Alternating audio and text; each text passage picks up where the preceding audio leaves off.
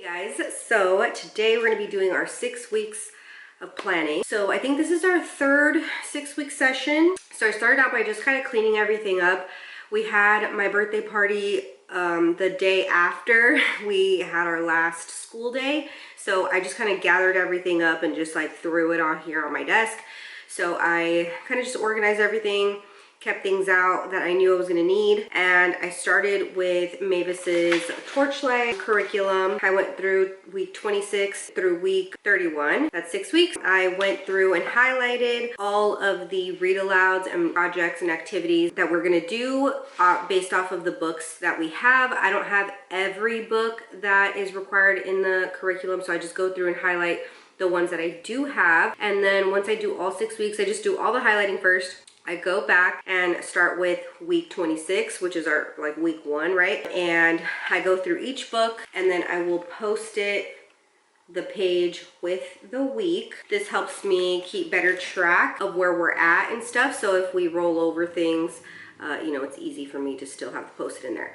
And then I will get the books that are not read alouds, that they're activities. So either this one, the Art Lab for Kids, the A Little Bit of Dirt, Look, I'm an Engineer, and Look, I'm a Scientist. So these 4 books are where we will get the activities that we're going to be doing for that week. They usually coincide with the read alouds. A whole bunch of feelings, Nature's Wonders, and Breathe Like a Bear. So these are all of the spines that we use for the Torchlight Pre-K. So I just like to start off with what I know we have and what we're going to use and do and everything. So that's why I started out with the Torchlight Pre-K. So once I write all of that in, I'm going to move on to my 3rd and 4th graders extra subjects. So we're going to be doing geography, history kind of unit, and then we're going to be doing science, and we're going to be doing a literature study this session. So we haven't done a literature study in a few months. We did a lot of literature studies last year, so we were kind of cooling it this year, but the kids are requesting that again, so I'm going to get that together. I have to print some stuff out, but I like to do things kind of just 1 second.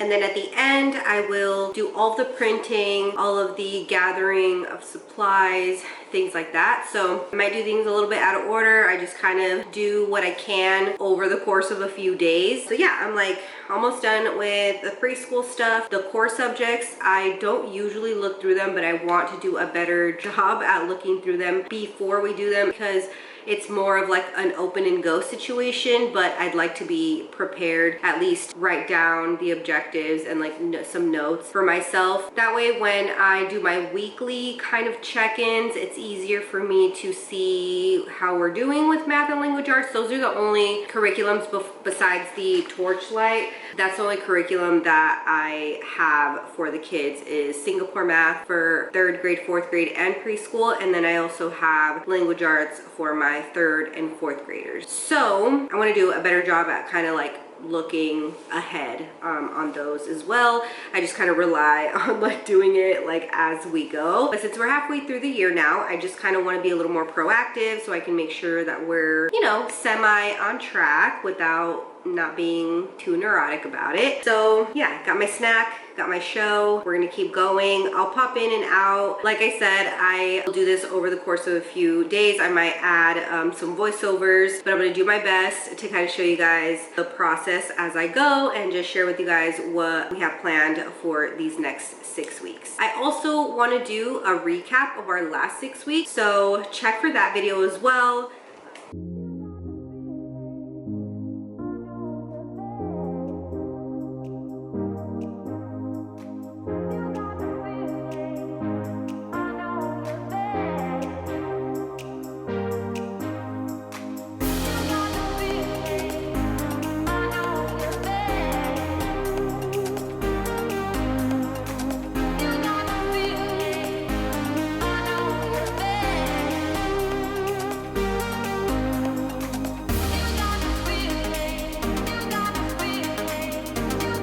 Okay, so now that I'm done writing in all of this stuff, I put the week, I put read aloud, geography, history, project activities, science, write those in. I'm just doing Torchlight right now. I still have to do the post-its, but I just wrote every week down for what's assigned for 6 weeks.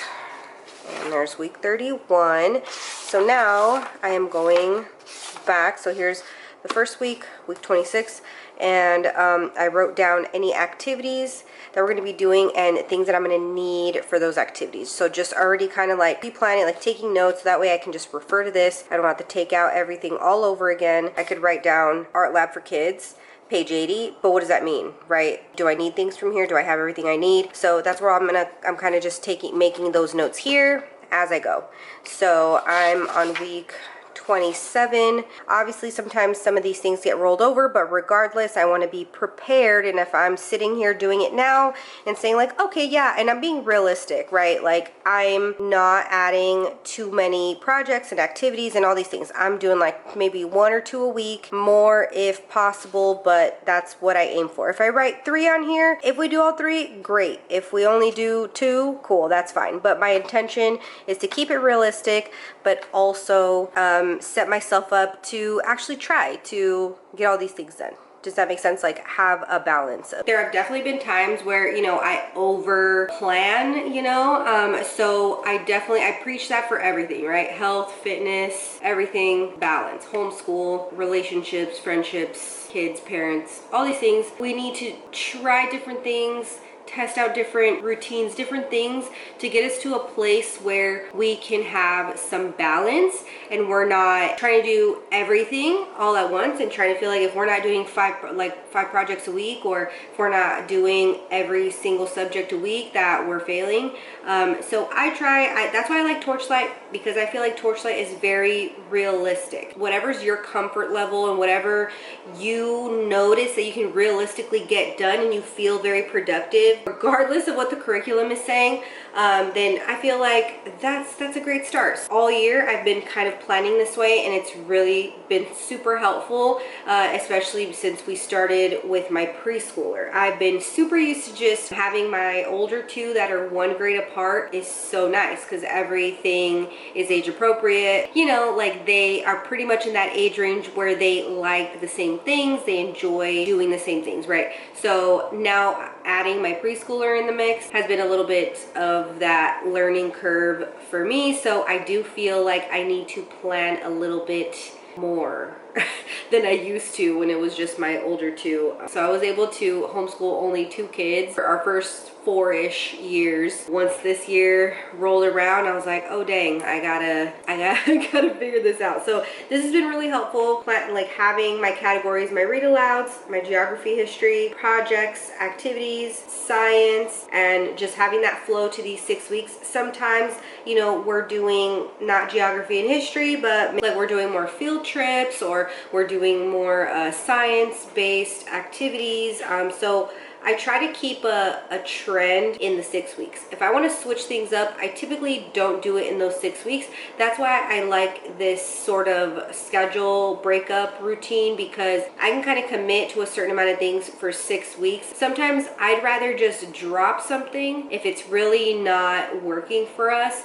I'd rather just drop it, finish out the 6 weeks, and then at this stage where I'm at right now, the week off that we have, I will look back at what, you know, didn't work, why we didn't finish it, and kind of reflect on how it can be better. A big tip is to talk with your kids, especially if they're at an age where you can have these conversations. Say, hey, like, what are you liking? What are you not liking? Like, you know, obviously there's some things that are non-negotiable, at least in our homeschool, but I do like to get their feedback and to see how they're feeling too, what they want to do more of. And it's usually more explosions and science experiments, and they love to learn about animals, so we're constantly rotating different like animal units and stuff. So for this next 6 weeks, we're going to focus on geography and history. It's really hard to keep geography and history interesting, I feel like, with kids at a younger age. I feel like barely my 4th grader now is starting to appreciate history more, my 3rd grader too. So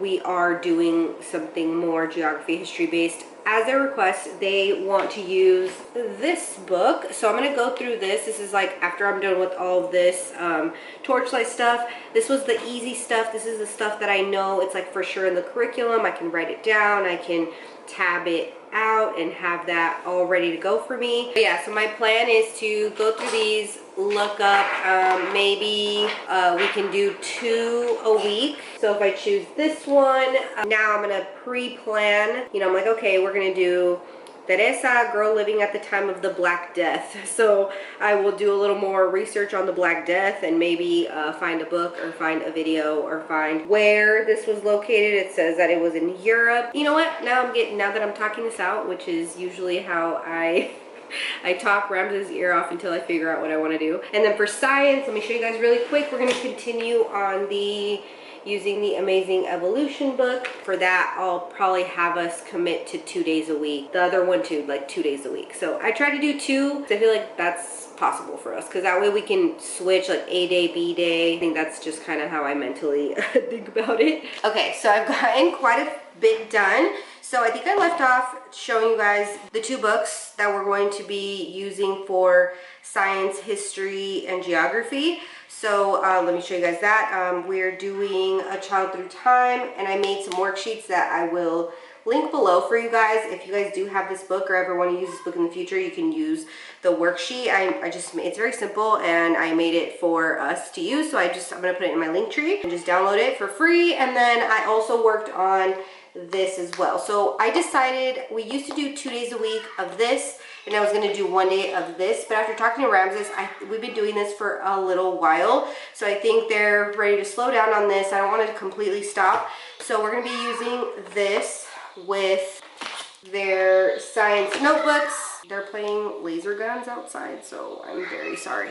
I mean, not outside, but out there. I have a evolution unit that I bought on TPT that will also be in my description box. That is from a fellow homeschool mom, Homeschool Bel Air, Alex from Texas. So she made this, so I just have 1 copy for myself, and then whatever we want to use, I pull out from there. And then I also used Pinterest to find some worksheets, like some word searches that have to do with evolution, and that kind of coincide with what we're learning. I also printed this one from Pinterest, and then these are from the evolution packet. So I wrote on the top like what week I have this page like assigned, so I put that in a paper clip. And then these are the worksheets that I made to go with this, A Child Through Time.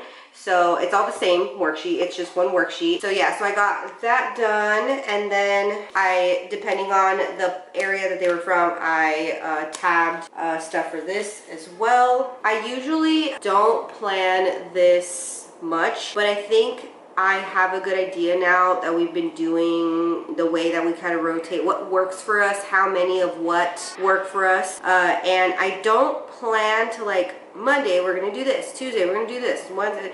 I don't plan like that. I just kind of write everything as I've been kind of showing you guys throughout the video. I just write a list of read alouds, all the special subjects. I don't worry about writing anything down for math or language arts, just because I'll do that after. What's up? Sorry for interrupting, but can I be on the Nintendo? Yes. Love you. Love you. So all I've been planning so far is all of the special subjects, the family subjects.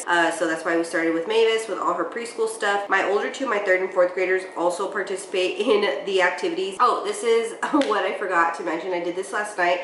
So we committed to 3 of these science experiments from in here. I wrote them in on the first 3 weeks. We're gonna get them done the first 3 weeks, 1 per week, which is doable for us. If you guys want an in-depth look at specifically what we're gonna be doing, I'll just give you an example. So for the Child Through Time, first child is a child from the 1400s, from the Ukraine, living in the last ice age. So we're gonna be focusing on the woolly mammoth, and that's where I found in this book.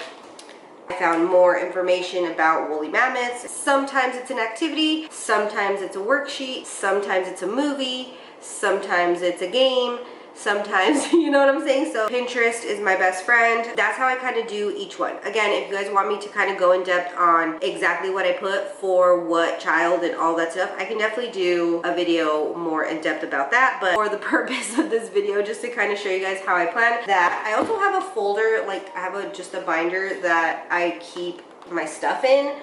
So I don't lose it. And then for the science, like I said, I have the evolution unit that I'm following, but also I got some stuff off of Pinterest, like word searches and things like that, to just keep things different, switching it up kind of vibes. And then I did do all of these, tabbed all of these with the week that we're doing it.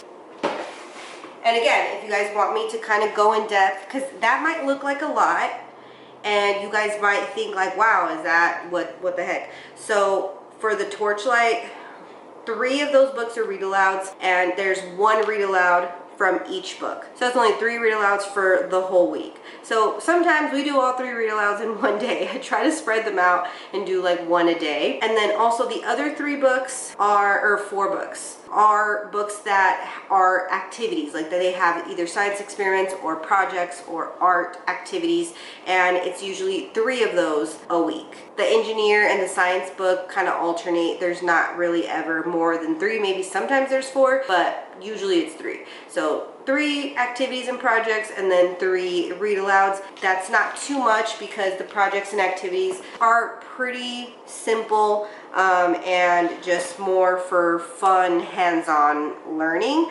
Not really because it's like a big elaborate like project. So that's like for the whole week. So I don't know if that sounds like a lot, but I try to incorporate it as much as I can because I feel like it keeps them a little bit more interested than just sitting there. Worksheets are inevitable. Having to read from books, and you know, if they're not into it, it can be really like painful for everyone to sit through that. So doing something hands-on, having something hands-on for them to kind of do while I read, and you know, while we write things on the board and all these things. They love to write stuff on the board. I'll spell it out for them, like it doesn't matter. I would rather them do it and be busy and it take us a little bit longer, and then them be interested than, you know, me writing everything and them just sitting there like. All of the things that we have assigned for our first week, it would be the textured play activity, the textured garden activity, making the magical mana bread, watching the Ice Age movie, making a 3D Play-Doh bee, and that's it. Is that a lot? It's like 5 activities. That's why I like to write it like this as well, because that is what stresses me out. Like when I have an activity and I don't have all the materials and I don't remember what I need and all these things. So that's why I like to have it here, even if it's a worksheet, because it can be a lot, you know, a lot to keep up with. So yeah, again, if you guys want me to go in depth and show you guys what I planned specifically for each thing, I can totally do that for you guys. I have to finish tabbing the A Child Through Time book. Okay, so good morning. Now we're doing all of the finishing touches. I highlighted everything, kind of double checked, made sure that I had everything where I needed it. And now I need to just figure out what we're gonna do for Spanish. So we had already previously talked about this. We were using a Spanish workbook that we really loved, but we're done with it. So I asked the kids, like, do you guys want something similar, like the same kind of vibe, like a workbook like that, or do you guys want to do something different? So they said they want to do something different. So this is what I came up with. We have this book. It's 365 cuentos y rimas para niñas. So they're like little poems and rhymes and little stories that I think we're gonna do 1 a day. I'll probably write it on the board, have the kids copy it, and then we will translate it together. And then they will write the translated version underneath it. I think that's gonna be the gist of it. Maybe I will go through some of these and see what vocabulary words, like new words that we're going to be running into, because sometimes that happens to me where I don't know what certain words mean. There's like some words that are more formal, or you know, just words I've never heard before. So that's what I'm going to be doing for Spanish. So for this, I don't feel like it's necessary for me to put a tab and say like, we're gonna do this and we're gonna do this, because we do this daily. We do Spanish daily. So for whatever reason we don't do Spanish one day, which most of the time we do, but sometimes there is an off chance where we just want to do like quick school, we'll skip Spanish. I don't feel like too stressed about that because we do it daily. The other stuff, the science or the history that we only do twice a week, I want to make sure that I have everything I need for it and I'm actually planning those things out, because we don't do them every single day, so it takes a little more effort. I'm going to put one tab in there, and then as we go I'm just going to move the tab. After morning work and after preschool work, that's the first thing we jump into is Spanish. So, and then it is Women's History Month, so we were going to do a read aloud, but I decided that we're going to just use this book and we'll just read one a day. This is The Great Book of Badass Women, 15 Fearless and Inspirational Women That Changed History. Ching Shi, Florence Nightingale, Alice Paul, Ruth Bader Ginsburg, Billie Jean King, Sojourner Truth. So lots of cool stories in here. So we're just going to read from here. And again, we're just going to, you know, rely on the dialogue, the natural dialogue that comes with these stories. So not going to do a lot of planning with these. Just again, I'm going to put a post-it. I don't know what I do without post-it. And then I will like just post plan in here. Okay. All right. So those are set aside. Okay. So this is week 26. So this is all the family subjects, all the extra things. This is not math or language arts or anything like that. Started with Torchlight, did the science spell book. I like to just write the page and then what we're going to be doing, whether it's watching something, whether it's a worksheet, whether it's a Play-Doh activity, whether it's a drawing activity.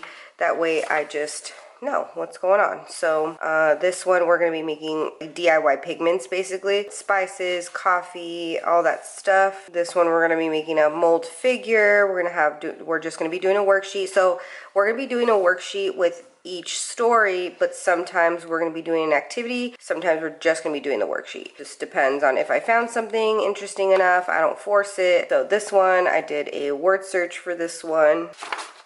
Here's week 28.